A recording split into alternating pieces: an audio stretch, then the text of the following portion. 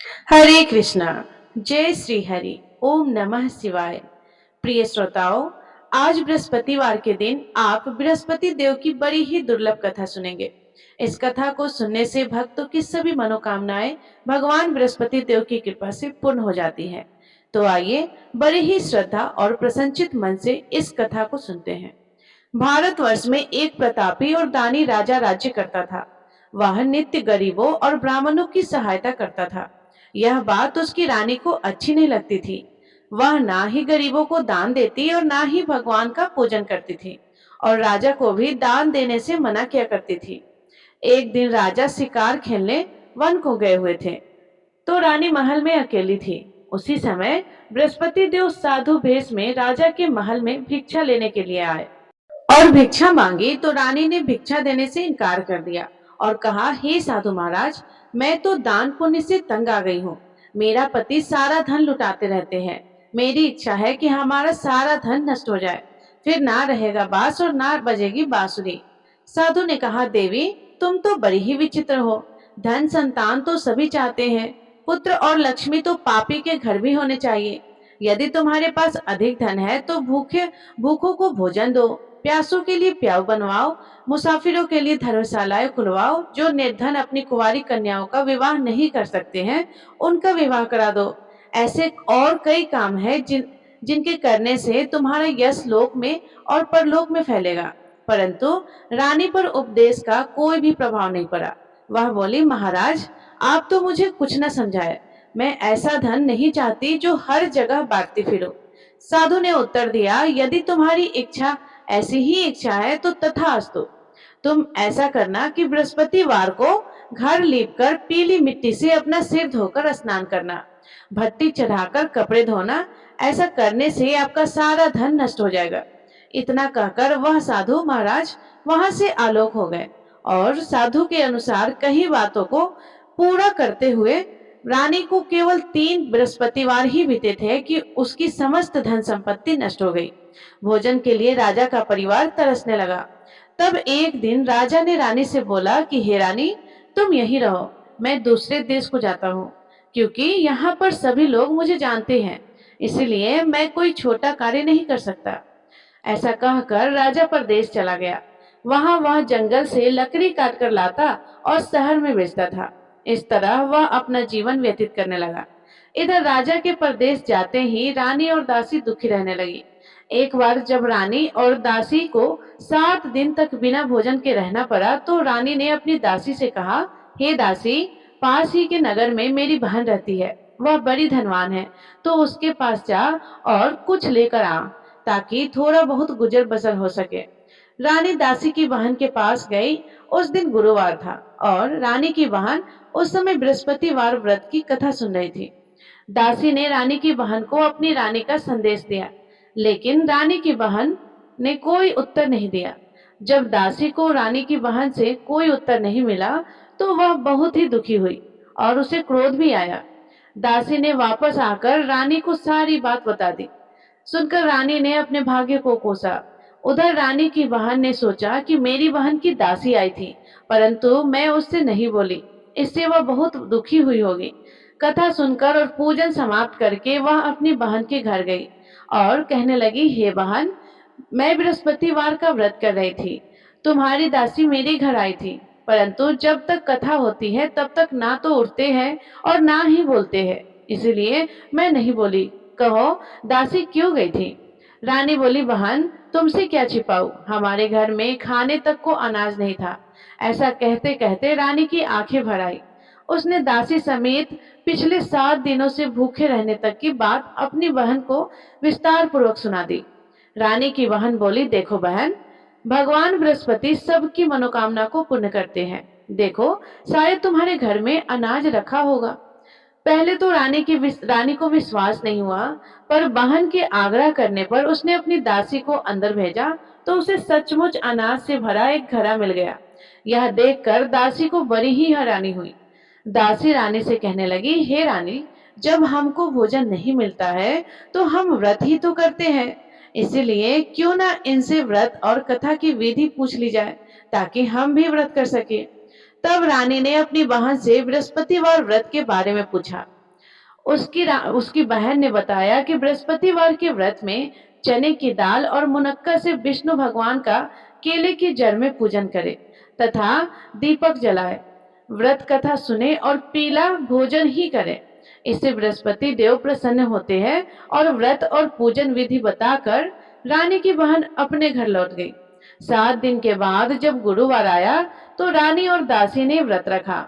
गुड़साल में जाकर चना और गुड़ लेकर आई, फिर उससे केले की जड़ तथा विष्णु भगवान का पूजन किया। अब पीला भोजन कहाँ से आए, इस बात को लेकर दोनों बहुत दुखी थे, क्योंकि उन्होंने व्रत रखा था। इसीलिए बृहस्पति देव उनसे प्रसन्न थे। इसलिए वे एक साधारण व्यक्ति के रूप में धारण करके 2 थालों में सुंदर पीला भोजन दासी को दे गए।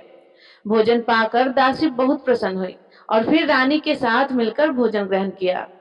उसके बाद वे सभी गुरुवार को व्रत और पूजन करने लगे। बृहस्पति भगवान की कृपा से उनके पास फिर से धन संपत्ति आ गई, परंतु रानी फिर से पहले की तरह आलस करने लगी।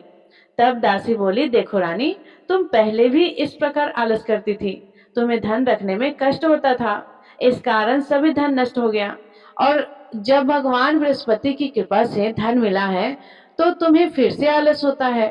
रानी को समझाते हुए दासी कहती है कि बड़ी मुसीबतों के बाद हमने यह धन पाया है, इसलिए हमें दान पुण्य करना चाहिए, भूखे मनुष्यों को भोजन कराना चाहिए और धन को शुभ कार्यों में खर्च करना चाहिए, जिससे तुम्हारे कुल का यश बढ़ेगा, स्वर्ग की प्राप्ति होगी और पितृ प्रसन्न होंगे। दासी की बात मानकर रानी अपना धन शुभ कार्यों में खर्च करने लगे, जिससे पूरे नगर में उसका यश फैलने लगा। उधर एक दिन राजा दुखी होकर जंगल में एक पेड़ के नीचे आसन जमाकर बैठ गया। वह अपनी दशा को याद करके व्याकुल होने लगा। बृहस्पतिवार का दिन था। एकाएक उसने देखा कि निर्जन वन में एक साधु प्रकट हुए। वह साधु भेष में स्वयं बृहस्पति देवता थे। लकड़हारे के सामने आकर बोले, हे लकड़हारे, इस सुनसान जंगल में तुम इतना चिंतामग्न क्यों बैठा है? लकड़हारे ने दोनों हाथ जोड़कर प्रणाम किया और उत्तर दिया, महात्मा जी, आप सब कुछ जानते हैं, मैं क्या कहूँ? यह कहकर रोने लगा और साधु को अपनी आत्मकथा सुनाई। महात्मा जी ने कहा, तुम्हारी स्त्री ने बृहस्पतिवार के दिन बृहस्पति भगवान का निरादर किया है, जिसके कारण रुष्ट होकर उन्होंने तुम्हारी यह दशा कर दी। अब तुम चिंता को दूर करके मेरे कहने पर चलो तो तुम्हारे सब कष्ट दूर हो जाएंगे और भगवान पहले से भी अधिक संपत्ति देंगे। तुम बृहस्पति के दिन कथा किया करो, 2 पैसे के चने मुनक्का लाकर उसका प्रसाद बनाओ और शुद्ध जल से लोटे में शक्कर मिलाकर अमृत तैयार करो। कथा के पश्चात अपने सारे परिवार और सुनने वाले प्रेमियों में अमृत और प्रसाद को बांटकर खुद भी ग्रहण करो। ऐसा करने से भगवान तुम्हारी सब मनोकामनाएं को पूरी करेंगे। साधु के ऐसे वचन सुनकर लकड़हारा बोला, हे प्रभु, मुझे लकड़ी बेचकर इतना पैसा नहीं मिलता जिससे भोजन के उपरांत कुछ बचा सकूं। मैंने रात्रि में अपनी स्त्री को व्याकुल देखा है, मेरे पास कुछ भी नहीं है जिससे मैं उसकी खबर मंगा सकूं, और फिर मैं बृहस्पति देव की क्या कहानी सुनूं? मुझको तो कुछ भी मालूम नहीं है। साधु ने कहा, हे लकड़हारे, तुम किसी बात की चिंता मत करो। बृहस्पतिवार के दिन तुम रोजाना की तरह लकड़ियां लेकर शहर को जाओ। तुमको रोज से 2 गुना धन प्राप्त होगा, जिससे तुम भली भांति भोजन कर लोगे और बृहस्पति देव की पूजा का सामान भी आ जाएगा। बृहस्पति देव की कथा इस प्रकार है, सुनो।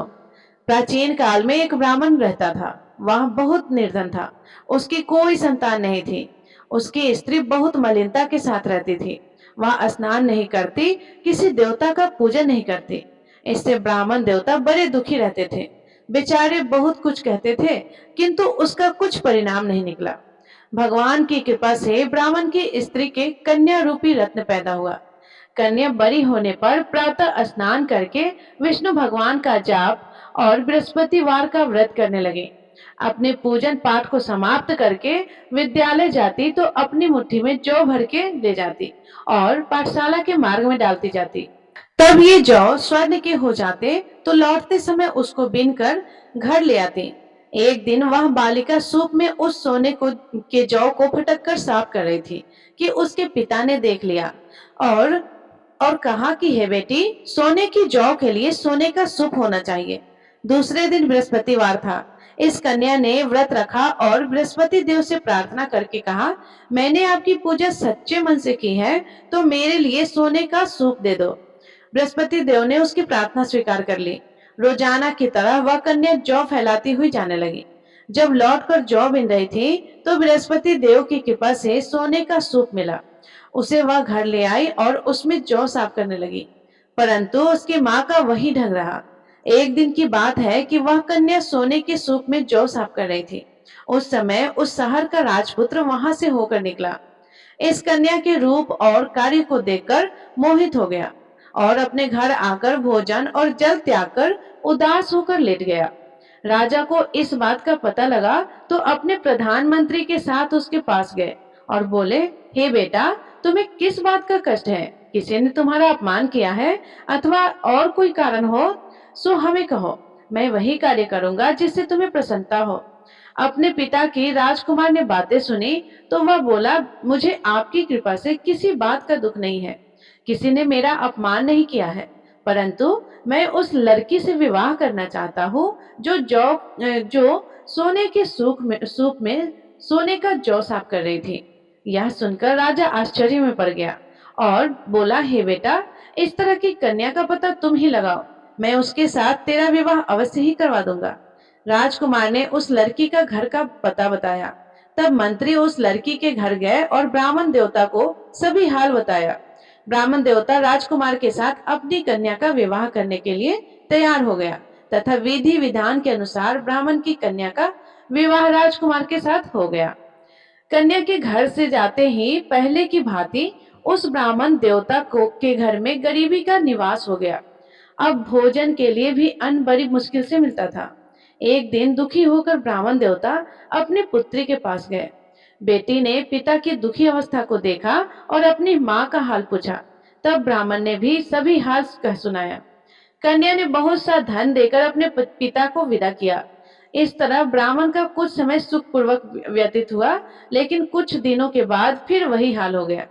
ब्राह्मण फिर अपनी कन्या के यहाँ गया और सारा हाल कहा तो लड़की बोली, हे पिताजी, आप माताजी को यहाँ ले आओ, मैं उन्हें विधि बता दूंगी जिससे उनकी गरीबी दूर हो जाएगी। वह ब्राह्मण देवता अपनी स्त्री को साथ लेकर पहुंचे तो अपनी माँ को समझाने लगे कि हे माँ, तुम प्रातः काल प्रथम स्नान आदि करके विष्णु भगवान का पूजन करो तो सब दरिद्रता दूर हो जाएगी। परंतु उसकी माँ ने एक भी बात नहीं मानी और प्रातः काल उठकर अपनी पुत्री के बच्चों की जूठन को खा लिया। इससे उसकी पुत्री को भी बहुत गुस्सा आया। उसने एक रात को एक कोठरी में सारा सामान निकाल दिया और अपनी माँ को उसमें बंद कर दिया। प्रातः उसमें से उसे निकाला और स्नान आदि करा करके पूजा पाठ करवाया तो उसकी माँ की बुद्धि ठीक हो गई। इसके बाद वह नियम से पूजा पाठ करती और प्रत्येक बृहस्पतिवार को व्रत रखने लगी। इस व्रत के प्रभाव से उसकी माता और पिता बहुत ही धनवान और पुत्रवान हो गए और बृहस्पति देवता के प्रभाव से इस लोक के सुख को भोगकर अंत में स्वर्ग को प्राप्त हुए। इस तरह कहानी कहकर साधु देवता वहां से अंतर्ध्यान हो गए। धीरे धीरे समय व्यतीत होने पर फिर वही बृहस्पतिवार का दिन आया।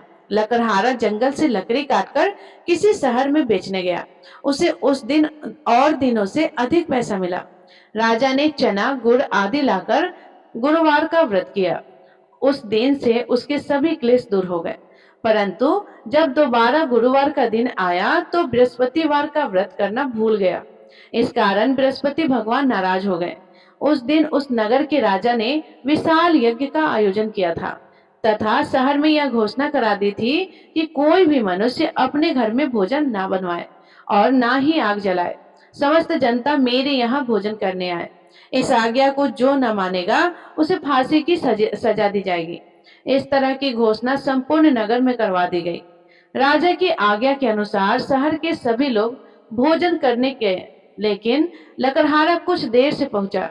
इसीलिए राजा उसको अपने साथ घर लेकर गए और ले जाकर भोजन करा रहे थे तो रानी की दृष्टि उस खूंटी पर पड़ी जिस पर उसका हार लटका हुआ था। वह वहां पर दिखाई नहीं दिया।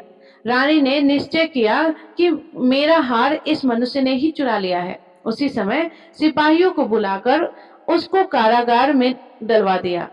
जब लकड़हारा कारागार में पड़ गया और बहुत दुखी होकर विचार करने लगा कि ना जाने कौन से पूर्व जन्म के कर्म से मुझे यह दुख प्राप्त हुआ है, और उसी साधु को याद करने लगा जो कि जंगल में मिला था।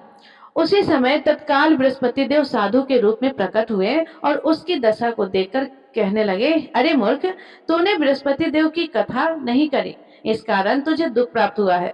अब चिंता मत कर, बृहस्पतिवार के दिन कारागार के दरवाजे पर 4 पैसे पड़े मिलेंगे, उनसे तू बृहस्पति देव की पूजा करना, तेरे सभी कष्ट दूर हो जाएंगे। बृहस्पतिवार के दिन उसे 4 पैसे मिले। लकड़हारे ने कथा कही। उसी रात्रि को बृहस्पति देव ने उस नगर के राजा को स्वप्न में कहा, हे राजा, तुमने जिस आदमी को कारागार में बंद कर दिया है वह निर्दोष है, वह राजा है, उसे छोड़ देना। रानी का हार उसी खूंटी पर लटका हुआ है। अगर तू ऐसा नहीं करेगा तो मैं तेरे राज्य को नष्ट कर दूंगा। इस तरह रात्रि के स्वप्न को देखकर राजा प्रातः काल उठा और खूंटी पर हार देकर लकड़हारे को बुलाकर क्षमा मांगी और लकड़हारे को योग्य सुंदर वस्त्र आभूषण देकर विदा कर दिया। बृहस्पति देव की आज्ञा के अनुसार लकड़हारा अपने नगर को चल दिया। राजा जब अपने नगर के निकट पहुंचा तो उसे बड़ा आश्चर्य हुआ। नगर में पहले से ही अधिक बाग, तालाब, कुएं तथा बहुत सी धर्मशालाएं, मंदिर आदि बन गई है। राजा ने पूछा कि यह किसका बाग और धर्मशाला है। तब नगर के सब लोग कहने लगे, यह सब रानी और बंदी की है। तो राजा को आश्चर्य हुआ और गुस्सा भी आया। जब रानी ने यह खबर सुनी कि राजा आ रहे हैं तो उन्होंने दासी से कहा, हे दासी, देख राजा हमको कितनी बुरी हालत में छोड़ गए थे। हमारी ऐसी हालत देखकर वह लौट न जाए, इसीलिए तू दरवाजे पर खड़ी हो जा। आज्ञा के अनुसार दासी दरवाजे पर खड़ी हो गई। राजा आए तो उन्हें अपने साथ लेकर आई। तब राजा ने क्रोध करके अपनी रानी से पूछा कि यह धन तुम्हें कैसे प्राप्त हुआ है।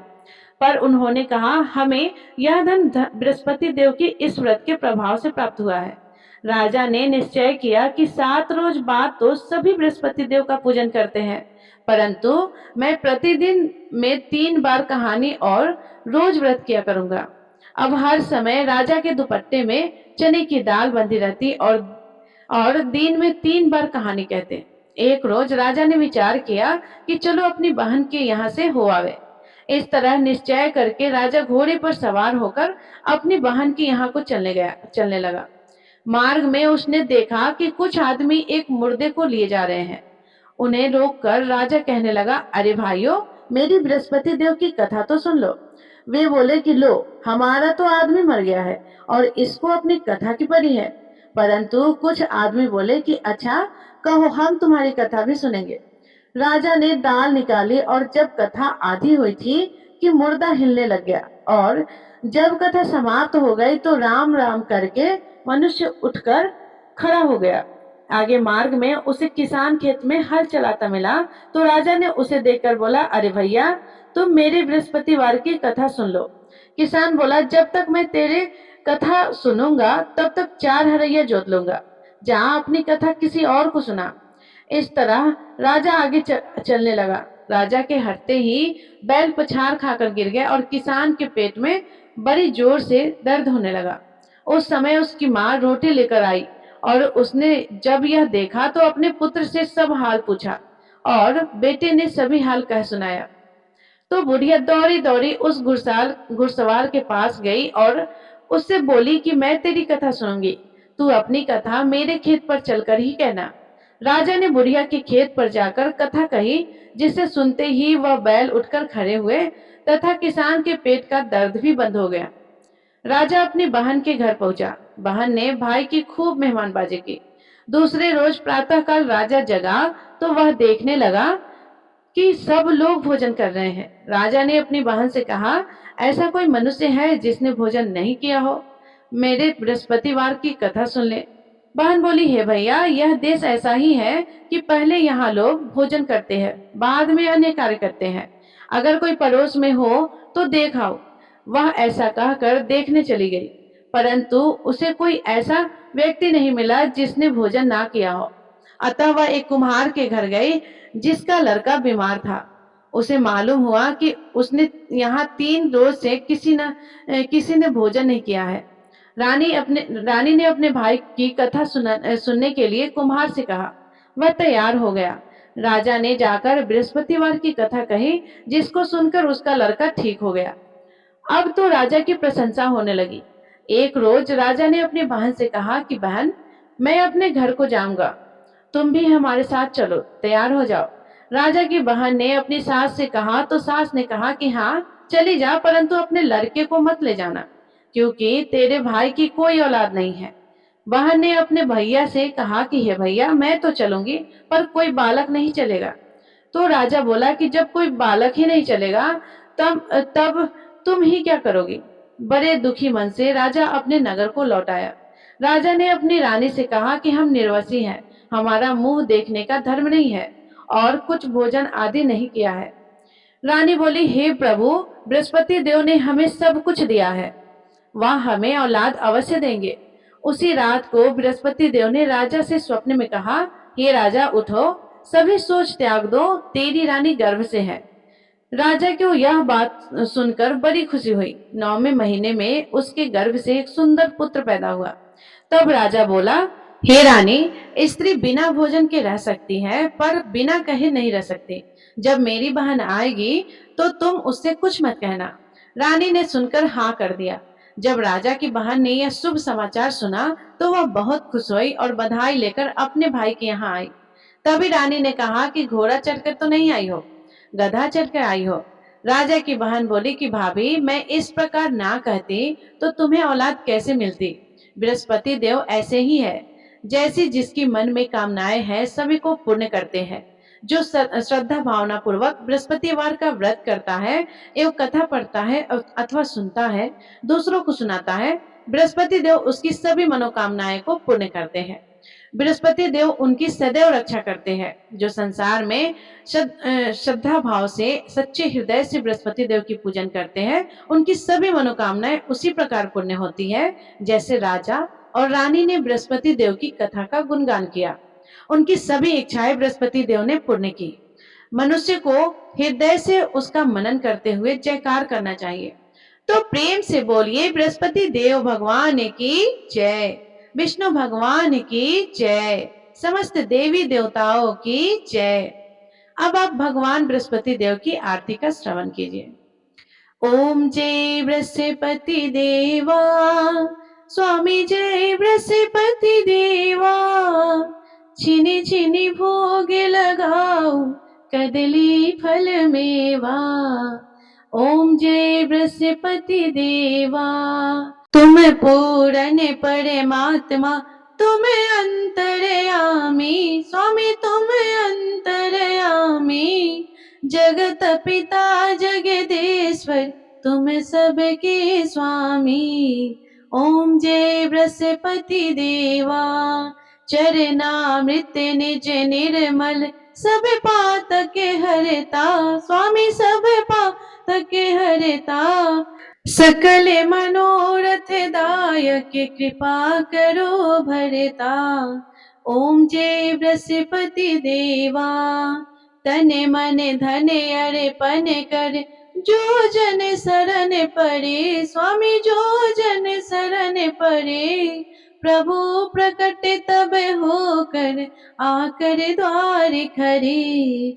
ओम जय बृहस्पति देवा, दीन दयाल दयानिधि, भक्तन हितकारी, स्वामी भक्तन हितकारी, पाप दोष सब हरता, पाप दोष सब हरता, भव बंधन हारी।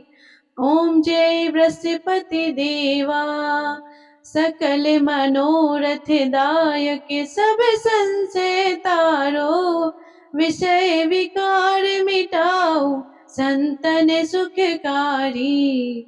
ओम जय बृहस्पति देवा, जो कोई आरती तेरी प्रेम सहित गावे, स्वामी प्रेम जय सहित गावे, ज्येष्ठानंद बंद सो निश्चय ही फल पावे।